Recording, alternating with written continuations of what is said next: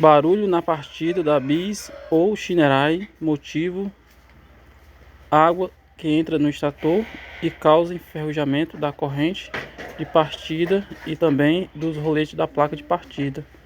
Motivo: a borracha que acaba saindo e entrando água dentro, tanto na lavagem com lava-jato. Esse é um dos motivos que acaba estragando essa placa de partida.